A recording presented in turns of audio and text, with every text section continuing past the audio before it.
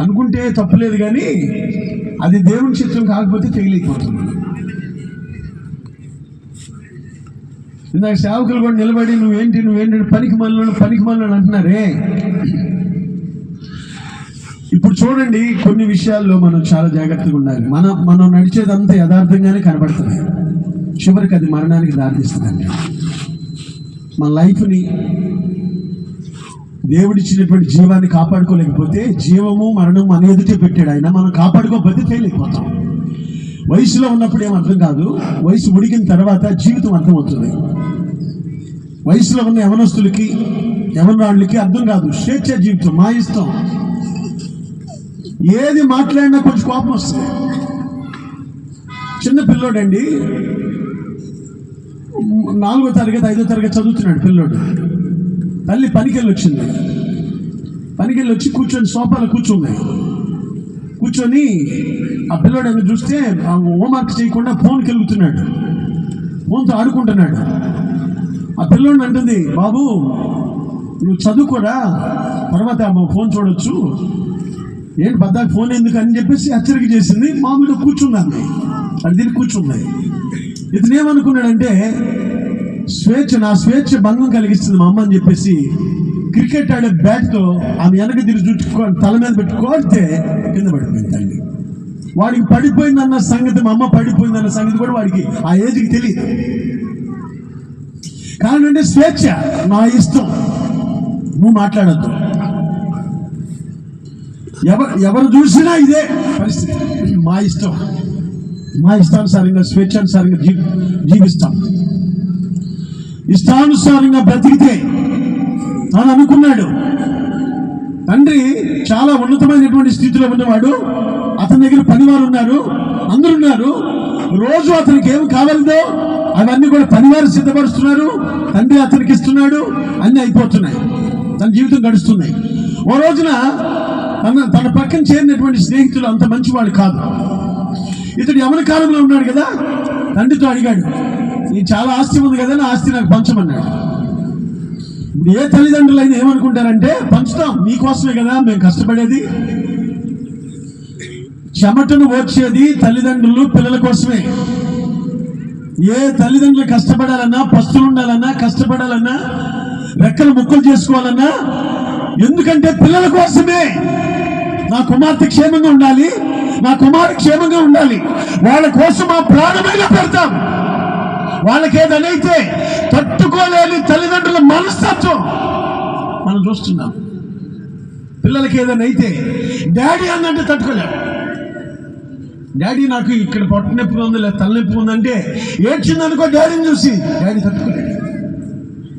Mummy నాకు బాగాలేదని ఏడ్చాడనుకో, అబ్బాయి కుమారుడు ఏడ్చాడనుకో, తల్లి తట్టుకోలేదు.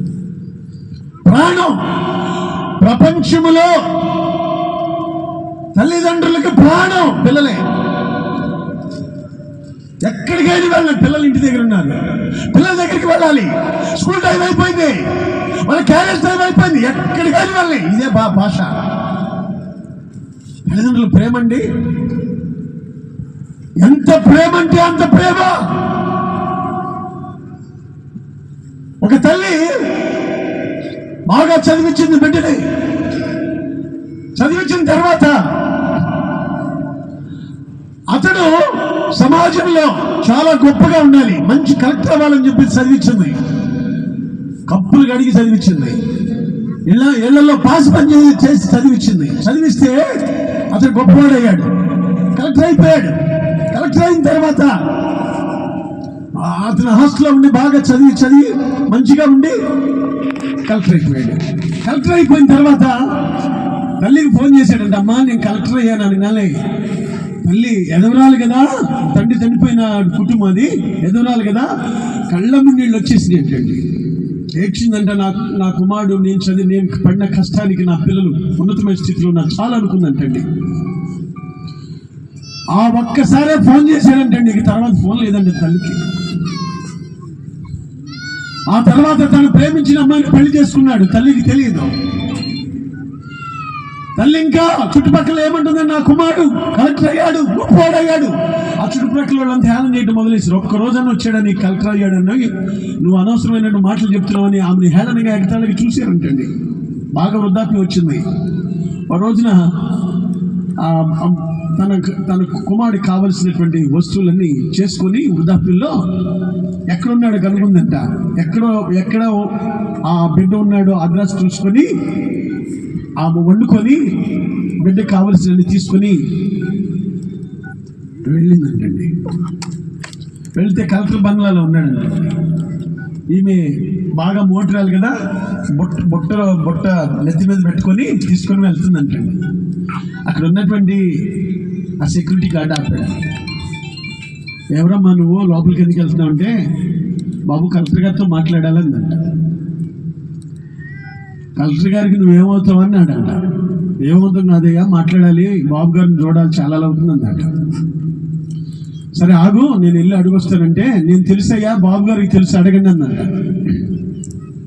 బాబు గారికి తెలుసండి, ఫలానా అని చెప్పండి, ఫలానా పేరని చెప్పండి అని చెప్తే ఆ కలెక్టర్ ఒక్కసారిగా బయటకు వచ్చి చూశాడు. చూస్తే తల్లి బాగా చెమట పోసేసి ఆ నెత్తి మీద గంపలో అతను తినేయాన్ని చిన్నప్పుడు అతనికి ఇష్టమైన చేసుకొచ్చింది, గంపలో పెట్టుకొని ఉంది. ఆ కుమారుడు చూశాడంట, ఇవెవరో నాకు తెలియదు అన్నాడు. తెలియదంటే ఈలోపు తన భార్య వచ్చిందంట. భార్య వచ్చి చూసిందంట. ఎవరో ముసలాంని నీకు తెలియదు అంటున్నావు, ఇది తెలియకుండా ఎందుకు వచ్చిందని చెప్పేసి ఆమె వస్తే, ఎవరో ముసలావిడే వచ్చే అన్నాడంటే ఆ భార్య. ఆ భార్య కొంచెం ఆలోచించి, మీరు లోపలికి వెళ్ళి బయటకు వచ్చి ఆ వృద్ధాప్యంలో ఉన్నటువంటి ఆమెను మాట్లాడుతుంట. అమ్మా, ఎవరు మీరు, ఎందుకు వచ్చారంటే, అమ్మా నేను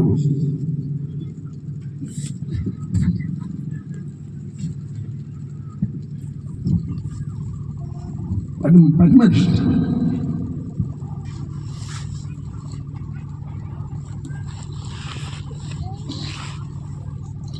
అబ్బాయి చదువుకునే రోజుల్లో పని మనిషిగా చేసింది. కలెక్టర్ అయ్యాడు కదా,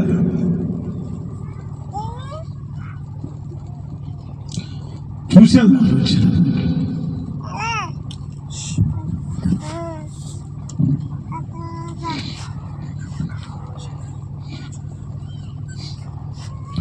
కానీ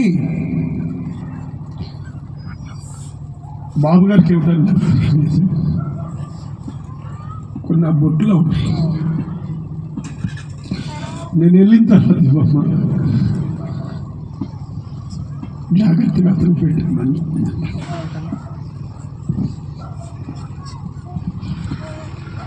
అప్పుడు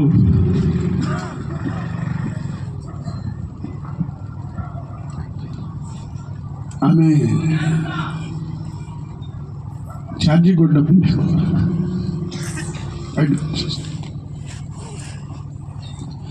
కిటికీలో నుంచి చూస్తున్నట్ల కలెక్టర్ గారి భార్య. నాకెందుకు డౌట్ ఉందండి, ఆమె పని మనిషి కాదు. ఆమె పని మనిషి అయితే అందరు ధైర్యంగా రాదు, పని మనిషి అయితే వండుకోదు, ఉండి రాదు. ఎవరు చెప్తారో చెప్పవాలండి. ఆ కలెక్టర్ అన్నాడంట,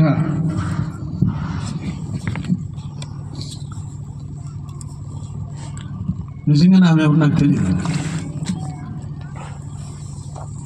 సెక్యూరిటీ గార్డు పంపించిందండి ఆ ముస్లాం దగ్గరికి.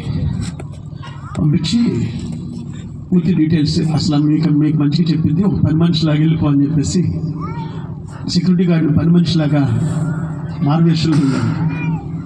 మామగారు ఎవరు నువ్వు అంటే, ఏం లేదయా కలెక్టర్ గారు రమ్మని, నా కొడుకు ఒక ఉన్నతమైన స్థితిలో ఉండాలని నేను చదివించాను.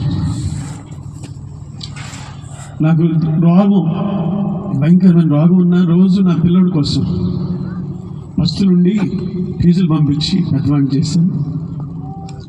కలెక్టర్ నా కొడుకేనయ్యా అన్నట్ట. అప్పుడు వెంటనే ఆ పని మనిషి వెళ్ళి కలెక్టర్ భార్యతో చెప్పాడంట, అమ్మా కలెక్టర్ గారు అమ్మే ఉన్నారు. ఆ వెంటనే కోళ్ళు వెళ్ళి కాళ్ళ మీద పడిందంట. చిన్నప్పుడే మా అమ్మ మా నాన్న చనిపోయారు. అమ్మ నాన్న ప్రేమ నీకు తెలియదు. ప్రపంచంలో మనం ప్రేమించేది అమ్మ నాన్న. నువ్వెందుకు అమ్మని చెప్పలేదు నాకు? నేను అమ్మను కోల్పోయి ఎంత బాధపడ్డాను, ఎంత లాస్ నాకు తెలుసు. ప్రతి ఆడపిల్ల కూడా వాళ్ళు పెళ్ళైనా కానీ అమ్మా నాన్న ఉన్నంతవరకు వస్తాను, ఆ తర్వాత రాలేకపోవచ్చాను. అమ్మా నాన్న ఉన్నంత వరకు వస్తారు. వాళ్ళ పలకరించి ఆప్యాయంగా పేరు పెట్టి పిలిచేది అమ్మా నాన్న. ఈ కుమారుడు కూడా అలానే చదివించి పెద్ద చేస్తే డాడీ అడిగాడు, ఎందుకు ఇట్లా అంటున్నావు అంటే, లేదు నాకు పని చేయమని చెప్పి.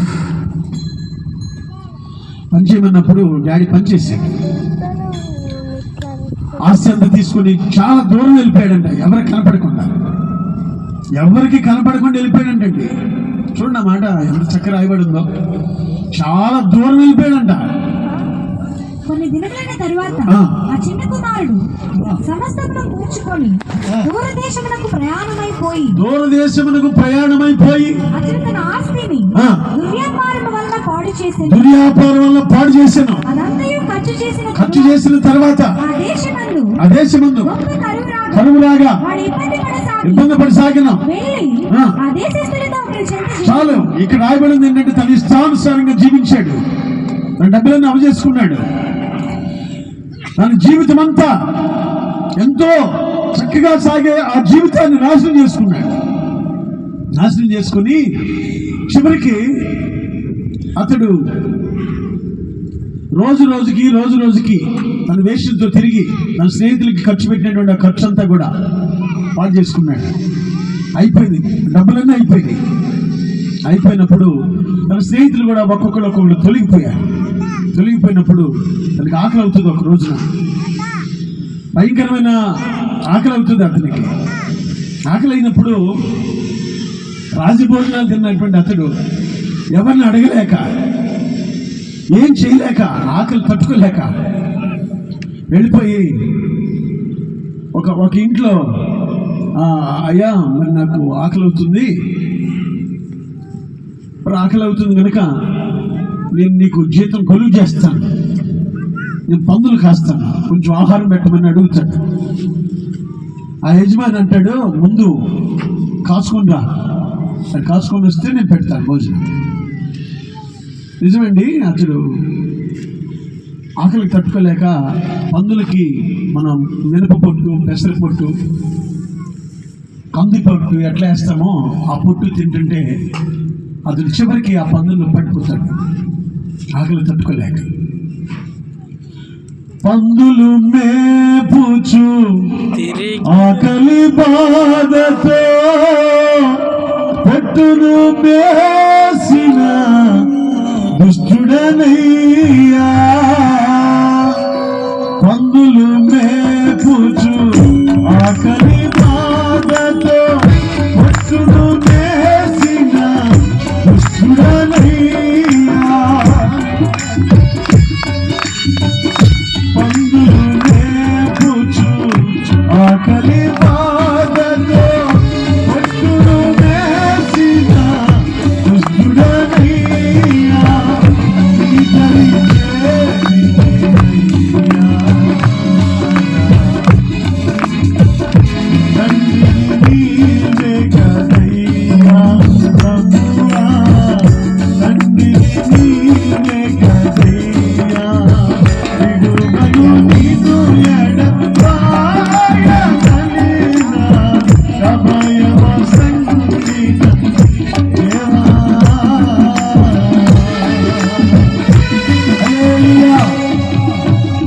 మనం చూడాల్సింది ఎటువైపు వెళ్ళాలి, ఇటు చూడాలి. మనం నిజమేనండి.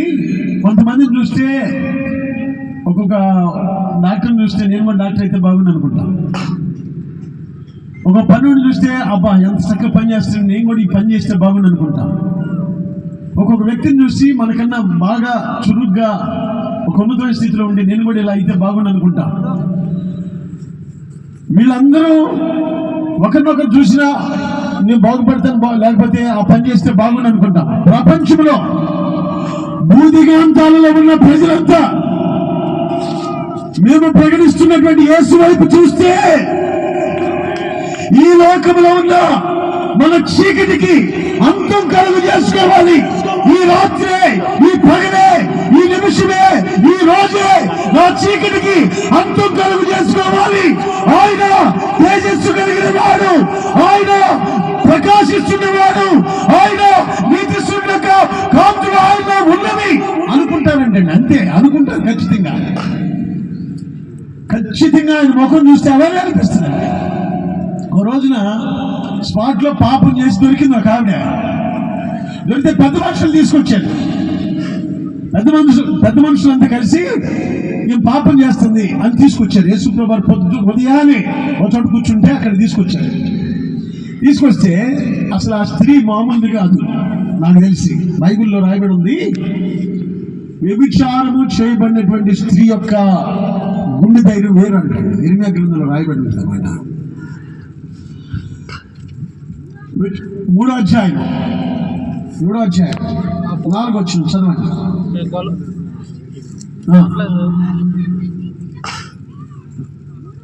3 చదువమ్మా. చదవండి వినపడుతుంది. చదవండి.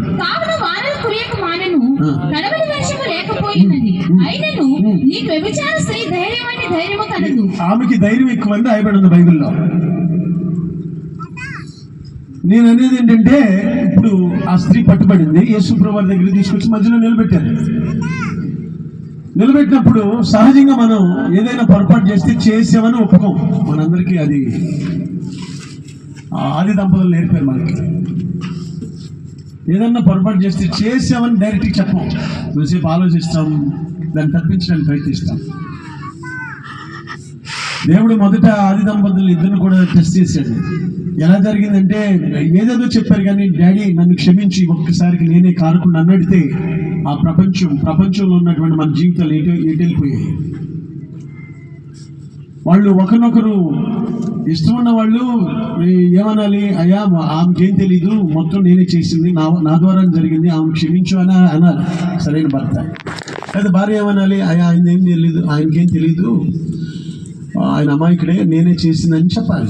ఇట్లా కానీ వాళ్ళిద్దరు చేసినట్లయితే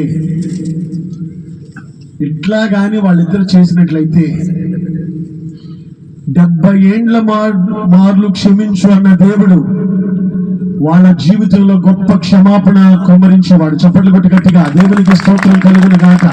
పేతురు అడిగాడు, ఎన్నిసార్లు క్షమించాలి ఒక మనిషిని? 77 సంవత్సరాలు. నీకు 77 సంవత్సరాలు వచ్చేలా క్షమించు. చప్పట్లు కొట్టి గట్టిగా ప్రైజ్ ది లార్డ్. 70 ఏళ్ళ మార్లు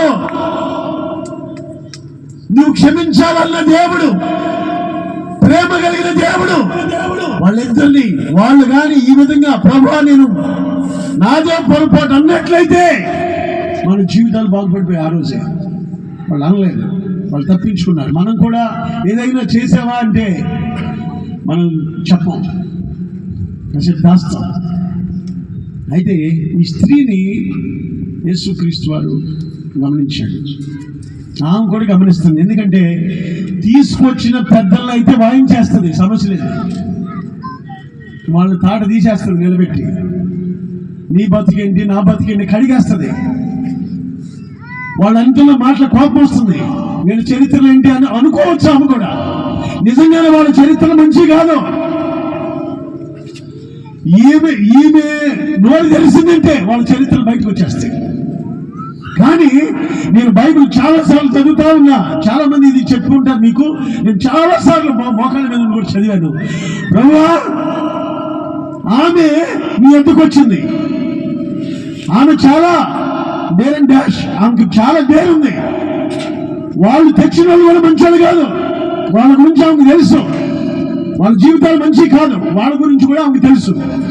తెలిసి కూడా మౌనం అవటానికి కారణం ఏంటంటే, ఆమెను కానీ మనం అడిగామనుకో, అమ్మా నీకు అన్ని తెలుసు కదా, ఆ ఊరు చరిత్రని తెలుసు కదా, నిన్ను ఆ విధంగా 10 మందిలో నిలబెడితే ఎందుకు కడగలేదు అని మనం అడిగితే ఆమె ఏమంటుందో తెలుసా? వాళ్ళు కాదు, వాళ్ళ మొఖం నేను చూడలా, మధ్యలో నా ఎదుట ఉన్న వాడి ముఖం నేను చూశాను. ఆయన చూడగానే నా అంతరాగి కలిగిపోతుంది, నా చీకటికి అంతం కలిగజేసుకోవాలని అనిపిస్తుంది. ఆ నిలబడి వాడు సామాన్యమైన వాడు కాదు, ఆయనే లోక రక్షకుడు, ఆయనే మెస్సయ్య. నేను ఒక్క అడుగు ఇంచు కూడా ముందుకేయలేకపోతున్నాను. ఈయన ఎదుట నిలబడినప్పుడు నా శరీరము, ప్రాణము, ఆత్మ, రక్తము ఒక్కసారిగా కట్టేసినట్టు అయిపోయింది. ఏమైందమ్మా నీకు ఎందుకైందంటే, ఆయన మామూలు వ్యక్తి కాదు. ఆయన వైపు ఒక్కసారి అట్లా చూసా, నేను కదలలేకపోతున్నా. చప్పట్లు కొట్టి గట్టిగా కదలలేక మౌనం అయిపోయిందట. మౌనం అంగీకారానికి గుర్తు కదండి, మౌనంగా నిలబడిందంట. నిలబడినప్పుడు ధర్మశాస్త్రం ప్రకారం ఆమె నాలుగుతో కూడా చంపేయాలి. యేసు ప్రభువారు కూడా ఏమన్నాడని చంపేయాలి, వాస్తవమే. కానీ మీలో పాపం లేకపోతే వేసేయండి అన్నాడు. ఆ మాటకి అది నేను ఇందాక చదివించానే, పైకి మన శుద్ధులైతో అని అనుకుంటున్నాం, కల్మషంతో నింపబడ్డాం. ఒకరినొకరు దూషించుకొని తీర్పు తీర్చుకునే పరిస్థితి అయిపోయింది మనది. మన జీవితాలు బాగు చేసుకుంటారని మనం ప్రయత్నించట్లేదండి. ఆమె ఎప్పుడైతే ఆయన వైపు చూసిందో, ఇక నాడి నరం మొత్తం ఒక్కసారిగా కూలబడిపోయింది. ఆమెకు మొట్టమొదటి జరిగిన ఆశీర్వాదం ఏంటంటే, జరిగినటువంటి ఆశీర్వాదం ఏంటంటే యేసుక్రీస్తు వారు మొట్టమొదటి స్వరం ఆమె వింది. చెప్పండి బట్టి గట్టిగా, యేసుక్రీస్తు వారి స్వరం ఉంది. అందుకని బైబిల్లో రాయబడింది, నా వైపు చూసి కానీ, ఇక్కడ ఉన్న వాళ్ళ వైపు చూసి కానీ, సేవకుల వైపు చూసి కానీ రక్షణ పొందకూడదు. ఎవరి వైపు చూసి రక్షణ పొందాలంటే ప్రభు అయినటువంటి యేసుక్రీస్తును చూసి రక్షించబడాలి. కారణం ఏంటంటే ఆయన చూపులో కానీ, మాటలో కానీ, ప్రవర్తనలో కానీ ఎక్కడా కూడా చిన్న మచ్చ కూడా ఏ మనిషి చూపించలేకపోయాడు. ప్రపంచంలో పెద్ద పెద్ద మేధావులు ఆయన పరీక్షించారు.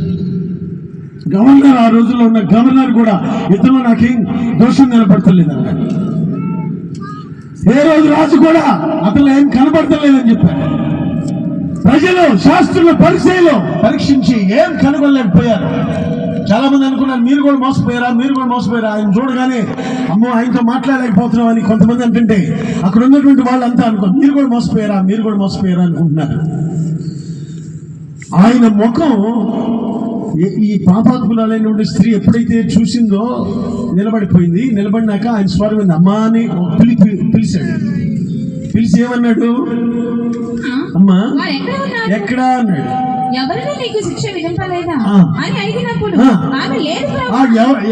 వాళ్ళు ఎక్కడ అనగానే ఆమె చూసిండేది, ఎవరున్నాను ఉన్నారా, ఎక్కడన్నా దాగారని. ఎవరు లేరు ప్రభు అంది. మొదటిదిగా ఆయన చక్కని స్వరం, చల్లని స్వరం, మధురమైనటువంటి స్వరం, శ్రేష్టమైనటువంటి స్వరం, ప్రభు అయినటువంటి దేవుని యొక్క యేసు క్రీస్తు వారు ఉదయ కాలాన్ని చల్లని స్వరం, ప్రేమ మధురము, నీ ప్రేమ మధురము యేసయ్యా, నీ ప్రేమ ఎంత మధురము యేసయ్యా, నీ మనసు ఎంత నిర్మలము.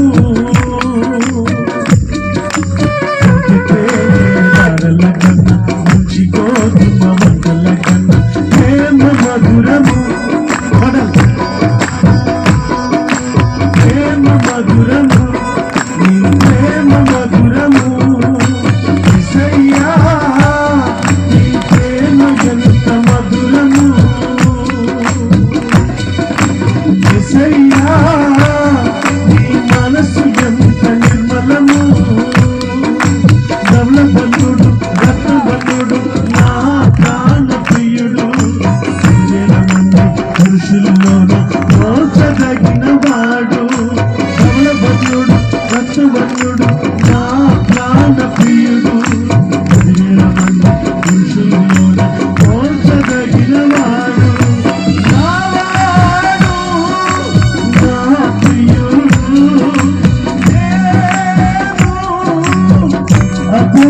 దానను ఒకసారి కనిపించి నీ ముఖం చూపించవా, ఒకసారి కనిపించి నీ ముఖం చూపించవా. యేసయ్యా నీ ప్రేమ ఎంత మధురము, యేసయ్యా నీ మనసు ఎంత నిర్మలము.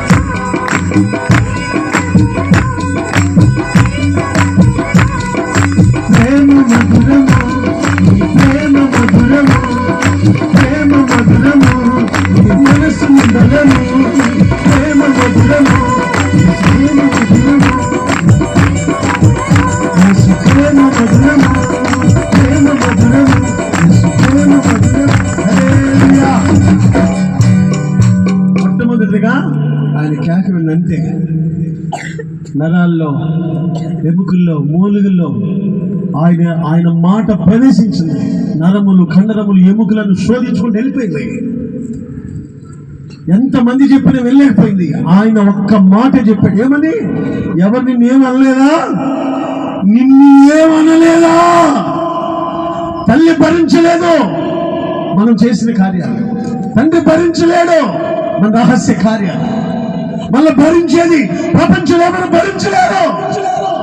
మన రహస్యాలు చెప్తే ఎవరు భరించలేరు. ఒకసారి, 2 సార్లు, 3 సార్లు, 4 సార్లు మనందరినీ హర్షించుకుంటారు. కానీ లెక్కలేనంత సార్లు, తల వెంట్రుకల కంటే విస్తారమైన సార్లు నేను ప్రకటిస్తున్న యేసు నిన్ను, నన్ను, ఇక్కడున్న మనందరినీ క్షమించి ఆయన మెల్లని స్వరముతో ఆకట్టాడు. చెప్పండి కొద్ది గట్టిగా, దేవునికి స్తోత్రం కలుగును గాక. ఆకట్టాడు అంతే. ఆయన వైపు చూసిన ఏ వ్యక్తి అయినా సరే, ఆయన వైపు చూస్తే ఎటువంటి వాడైనా కత్తి కింద పడేయటమే, సౌలైనా కత్తి కింద పడేయటమే, పేతురైనా కత్తి కింద పడేయటమే, మోషే అయినా కత్తి కింద పడేయటమే, ఏలియా కూడా కత్తి కింద పడేయటమే. ఆయన చూస్తే చాలు, ఆయన వైపు ఒక్కసారి చూస్తే చాలు, జీవితాలు మారిపోతాయి, పరిస్థితులు మారిపోతాయి. భయంకరమైన వ్యభిచారండి. స్పాట్లో దొరికినటువంటి ఆమె చూసి కదలేకపోయింది. ఆమెను కానీ మనం అడిగితే ఆ మహనీయుడి యొక్క కేక, ఆ మహనీయుడి యొక్క స్వరము నన్ను ఆవరించేసింది, నన్ను కట్టేసింది. ఆమెకు మొట్టమొదటి దొరికిన ఆశీర్వాదం ఏంటంటే యేసు ప్రభువారు చల్లని పిలుపు స్వరం ఉంది మొట్టమొదట. రెండోసారి ఆయన్ని తలెత్తి ముఖకాంతి, ఆయన ముఖాన్ని చూసి చప్పట్లు కొట్టు. రెండో ఆశీర్వాదం ఏంటి తెలుసా? దేవుని ఎదుట మనం ఆయన వైపు చూసి మన దోషములు, పాపములు, అతిక్రమములు, మనలో ఉన్న చీకటి కంపంతటిని వదిలిపెడితే ఆయన వైపు చూస్తే మనకేం దొరుకుతుందో తెలుసా? సమీపించలేని తేజస్సు, ఆయనలో ఉన్న వెలుగు, ఆయన ముఖ కాంతి నిన్ను తాకుతుంది, నీ కుటుంబాన్ని తాకుతుంది, నీ అంతరంగాన్ని తాకుతుంది, నీ ప్రజలందరినీ కూడా తాకుతుంది. ఆయన అందుకని కీర్తనకారుడు అన్నాడు, నా దీపం నువ్వు వెలిగించువాడు, నా చీకటిని వెలిగించువాడము నీవే. నా చీకటిని వెలుగుగా మార్చగలిగిన వాడు నీవే. మనందరి చీకటిని వెలుగుగా మార్చగలిగిన వాడు. ఒక చిన్న ముందుకే చిన్న రోగాలు ఉపశమనం దొరుకుతున్నాయి. వాటన్నిటికంటే పవర్ఫుల్ యేసుక్రీస్తు వారి మాట. ఒక్క మాట చాలు, మనిషి యొక్క జీవితం, మనిషిలో ఉన్నటువంటి పరిస్థితులన్నీ ఒక్క మాట చాలు మారిపోతాయి. పరిస్థితులు మారిపోతాయండి ఆయన చూస్తే. ఆమె అంటుంది ఆ భయంకరమైనటువంటి వ్యభిచారిని మనం అడిగితే, అమ్మ మళ్ళీ ఏం దొరికింది, అక్కడ నిలబడ్డావు కదా, అక్కడ నువ్వు అంత కోపంతో అందరి మీద నీ కోపం వచ్చి ఉండిద్ది, ఎందుకని నువ్వు అట్లా ఆగిపోయావంటే ఆమె చెప్పే మాటలండి, ఆమెకు దొరికినటువంటి అనుభవాలండి. ఆమె ఏమంటుందో తెలుసా, ఆయన చక్కని స్వరం విన్నా నేను, ఆయన నన్ను ప్రేమగా ఆప్యాయతగా ఎప్పుడు ఎవరు తెలియనటువంటి ఆప్యాయత చూపించాడు ఆయన. మరువలేనయ్యా విడువలేనయ్యా, హల్లెలూయా. ఆప్యాయతకి ఆమె అంటుకట్టుబడితే నిలబడిపోయింది. ఆమెకు దొరికింది ఏంటో తెలుసా, మళ్ళా మూడోది ఏం దొరికిందో తెలుసండి, ఆయన చూపులో మన చూపులో కొన్ని రకాల పాపాలు ఉంటాయి, చాలా రకాల చూపులు ఉన్నాయి. గర్వంతో చూసే చూపు, ఇష్ట చూపులు, కామంతో చూసే చూపులు, వార చూపులు, సీరియస్గా మన జీవితాన్ని ఈ చూపుతోనే అర్థమైపోతుంది మనకి.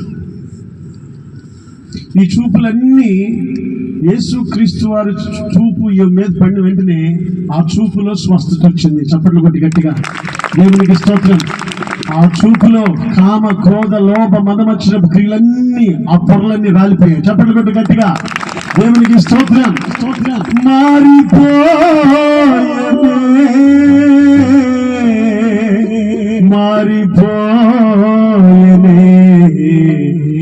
మారిపోయనే నారణ్య రోదన ఉల్లాసముగా మారిపోయనే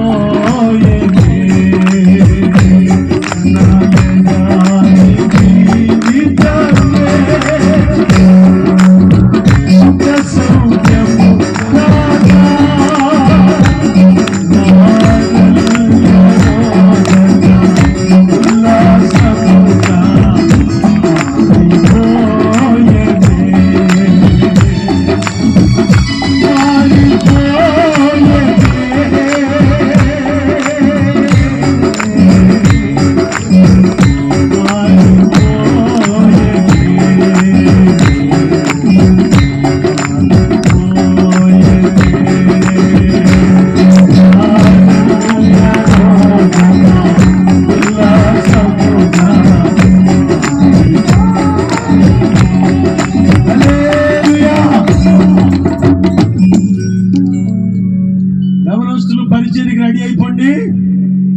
రెడీ అయిపోండి. కొంతమంది పరిచయం చేసే వాళ్ళంతా రెడీ అవ్వండి, డిస్టర్బెన్స్ లేకుండా రెడీ అవ్వండి. ఇక 3 కార్యాలు ఉన్నాయి, టక్ చెప్పేసి ముగించి.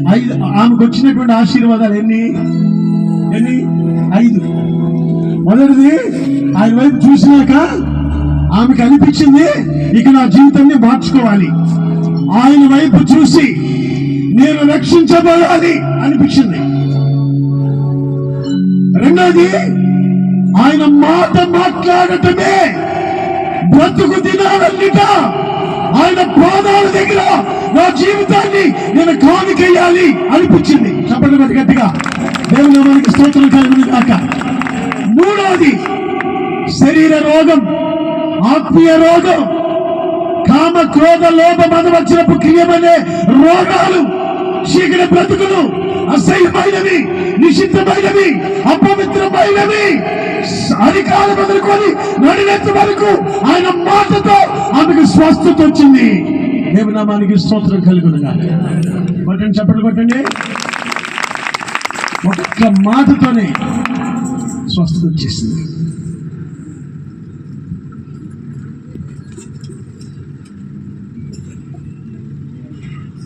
స్వస్థత వచ్చేసింది ఒక్క మాటతోనే. అసలు ఆమె జీవితం తేలికపడిపోయింది. తన బ్రతుకంతా ఆత్మ సమయం సంపూర్ణంగా ఆయన రక్తంతో కడిగినట్టయిపోయింది. హిమము కన్నా తెల్లగా కడిగినట్టయిపోయింది.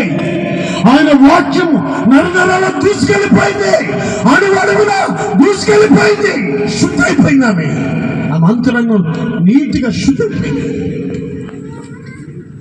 మూడోది, శరీర సంబంధమైన రోగం, ఆత్మ సంబంధమైన రోగం, దైవికమైనటువంటి స్వస్థతకు వచ్చేసింది. నాలుగోది, ఏమన్నాడు తెలుసా? అసలు నీకు శిక్షే లేదు. చప్పట్లు కొట్టి గట్టిగా. ఇక నువ్వు ఇప్పుడు చేసినవన్నీ, ఇప్పటి వరకు నువ్వు విడిగా చేసినవన్నీ ఎవడు నిన్ను ఏదైతే చూపించలేదో, చప్పట్లు కొట్టి గట్టిగా, ఎవడు ఏదైతే చూపించలేదో నీవు శుద్ధి అయ్యా, ఇక మీదట నా జోలికి వెళ్ళొద్దు. చప్పట్లు కొట్టండి. Praise the lord. 4వ ఆశీర్వాదం ఏంటో తెలుసా? ఆమె బాగుపడిపోయింది. ఇక ఎక్కడికి వెళ్ళి ఈ సర్టిఫికెట్ పాస్. భూమి క్రింద, భూమి పైన, ఆకాశం, మొదటి ఆకాశం, రెండో ఆకాశం, మూడో ఆకాశానికి వెళ్ళినా నిన్ను ప్రత్యేకంగా దేవదూతలు కూడా ఆహ్వానిస్తున్నారు. కారణం ఏంటంటే నిన్ను నేను క్షమించాను కనుక. చప్పట్లు పెట్టు. దేవునికి స్తోత్రం కలుగును గాక. యేసు క్రీస్తు వారి వైపు చూస్తే ఇన్ని ఆశీర్వాదాలా? ఆయన వైపు చూస్తేనే, మరి చూస్తేనే ఇన్ని ఆశీర్వాదాలు అయితే ఆయన దగ్గరికి వెళ్తే, ఆయన పక్కన కూర్చుంటే, ఆయన సింహాసనం దగ్గరికి వెళ్ళాలంటే చాలా చరిత్ర ఉంది. ఇప్పుడు చూస్తేనే ఆశీర్వాదాలు చెప్తున్నా నేను. ఆయన వైపు చూస్తే మనకు కలిగే మేలేంటి? నీ కుటుంబంలో శాపం తొలగిపోతుంది, దారిద్ర్యం తొలగిపోతే, నీవు నీ కుటుంబానికి ఆటంకంగా ఉన్నావేమో, నీ దోషములు క్షమించబడితే నీ పిల్లలకి ఆశీర్వాదం, నీ పిల్లలకి క్షేమం, నీ కుటుంబంలో చీకటి తొలగిపోతే, నీ కుటుంబంలో దారిద్ర్యం తొలగిపోతే, నీ పిల్లలకి నీ వల్ల దరిద్రం వచ్చింది. ఒకసారి గమనించండి. నువ్వు బాగుపడితే, నువ్వు కడగబడితే నీ పిల్లలు ఆశీర్వాదకరంగా మార్చబడతాడు. చప్పట్లు కొట్టి గట్టిగా దేవునికి స్తోత్రం. ఒక్కసారిగా ఆమె జీవితం పాడైపోయింది. నేను శిక్ష విధించను అన్నాడు. ఇక నేను నిన్ను ఏమి చేయలేక, నీ మీదకి వచ్చే రోగం రాదు, నీ మీదకి వచ్చే శాపం రాదు, నీ మీదకి వచ్చే మరణం రాదు. ఇక మీదట ఏమన్నాడు ఆయన? అందుకేసు శిక్ష విధించను, వెళ్ళి చేయొద్దు. ఇక 5వ ఆశీర్వాదం ఏంటో తెలుసా? సంపూర్ణమైన సమాధానం వచ్చేసినానికి, సంపూర్ణమైన సమాధానంతో వచ్చేసినండి. నిజంగా మనం చేసినవన్నీ సమాధానం వస్తే మన జీవితం అంతా తేలికైపోద్దండి. మనం ఆయన వైపు చూడండి. ఆ పందుల్లో ఉండి అతడు ఏమనుకుంటున్నాడు తెలుసా?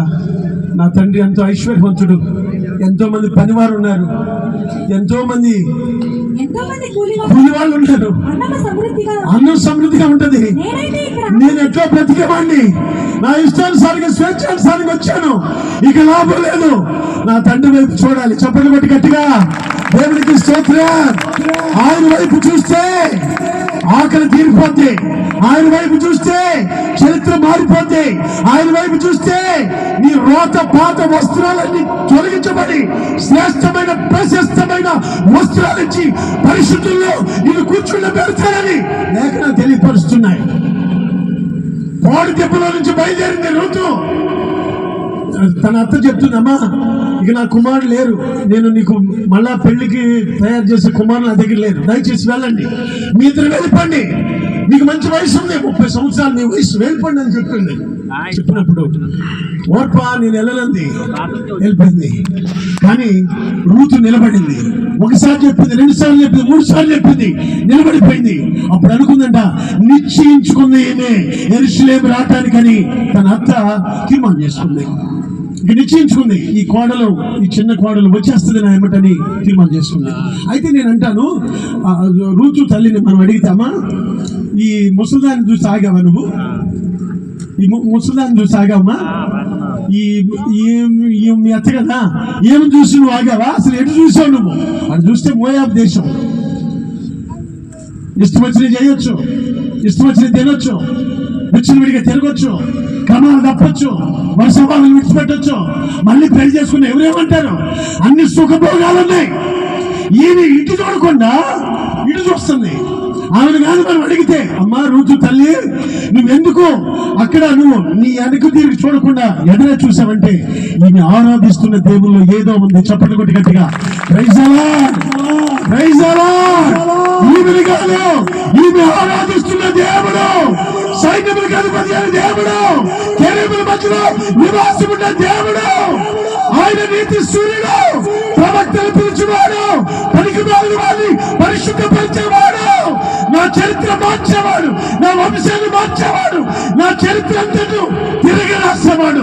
ఆయన పరిశుద్ధుడు, పరిశుద్ధుడు, పరిశుద్ధుడు. ఆయన వైపు చూడాలనిపిస్తుంది నాకు.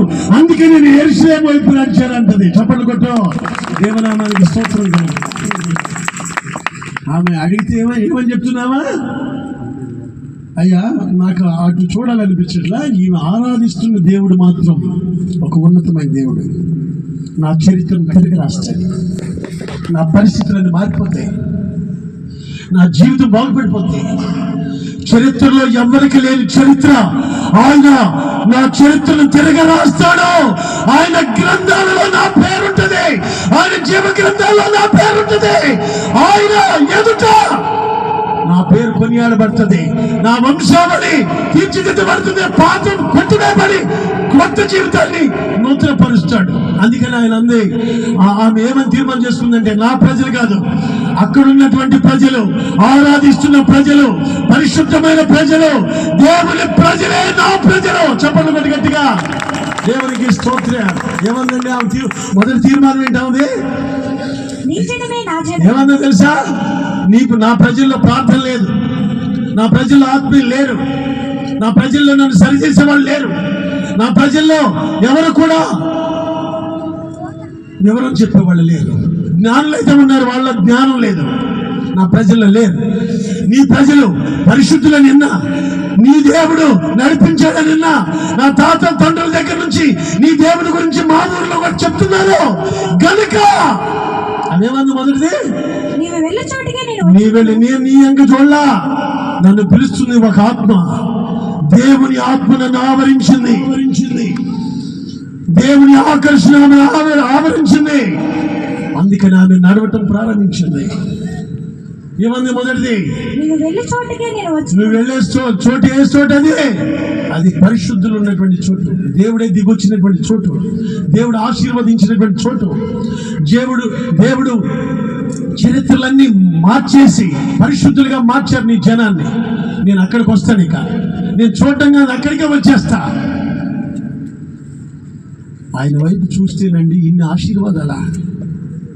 ఆమె ఎన్ని తీర్మానాలు చేసిందో అన్నిటికీ డబుల్ ఇచ్చాడు దేవుడు. చప్పట్లు కొట్టి గట్టిగా ప్రైజ్ ది లార్డ్. అసలు ఆమె వంశవాళ్ళు ఎవరండి? ఆమె తెల్లంటున్నాం ఇప్పుడు మనం పరిశుద్ధులందరూ కలిసి. ఆమె వంశవాళ్ళ చరిత్ర లేదండి ఆమెకి. అసలు పుస్తకం చదివితే ఎంత అసహ్యంగా ఉంటుందో ఆ ప్రాంతం యొక్క చరిత్ర, ఆ మోయాబి యొక్క చరిత్ర ఎంత అసహ్యంగా ఉంటుందో. 10 తరాలు వాళ్ళు చేర్చుకోవద్దన్నాడు దేవుడు. 10 తరాలు అయిపోయి చక్కగా నిలబడింది ఆ తల్లి. చప్పట్లు కొట్టి గట్టిగా దేవునికి స్తోత్రం. క్షమాపణలో నిలబడింది, ఆదరణలో నిలబడింది, దేవుని క్షమాపణలో నిలబడింది. నిలబడినటువంటి ఆమెని దేవుడు బలమైనటువంటి ఆత్మచేత ఆవరించాడు. ఆమెలో నుంచే మన ప్రభు అయినటువంటి యేసుక్రీస్తు వారు వచ్చాడు. చప్పట్లు కొట్టి గట్టిగా దేవునికి స్తోత్రం.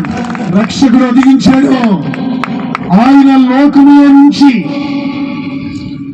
ప్రజలందరినీ వెలిగించడానికి, చీకట్లో ఉన్న వారికి వెలిగించడానికి, వెలిగివ్వటానికి, అనేకుల జీవితాలు కట్టడానికి, చెరలో ఉన్న వారికి విడుదల. యోహాను అంటాడు, మీరు నా వైపు చూడొద్దు, ఇదిగో లోకరక్షకుడు, ఆయనలో ఏ పాపం లేదు, ఆయన చెప్పులు వారు టచ్ చేయడానికి కూడా నేను తగిన వారికి కాదు, ఆయన వైపు చూడండి, మీరు రక్షించబడతారు. చెప్పండి కొద్ది గట్టిగా.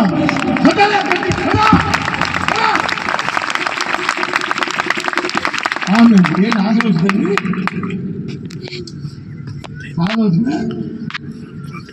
ఎన్ని రోజుల నుంచి ప్రార్థన చేసి 1 వదిలిపెడతాను అనుకున్నారు మిమ్మల్ని. 1:30 అయింది. అవలా 1:30 భోజనం టైం అయిపోయింది. నేను ముగించేస్తున్నాను. చెప్తున్నానండి. యోహాన్ అంటాడు చివరి మాట, ఇక అందరు లేచి నిలబండి. యోహాన్ ఏమంటాడంటే, అయ్యా నువ్వెవరివి, మేము మీ వైపు చూడొచ్చు అంటే, కాదు నాకన్నా శక్తిమంతుడు. చప్పట్లు కొట్టి గట్టిగా కొత్త, మీరు చప్పట్లు కొట్టే మంచి ఆహారం వస్తుంది కూడా.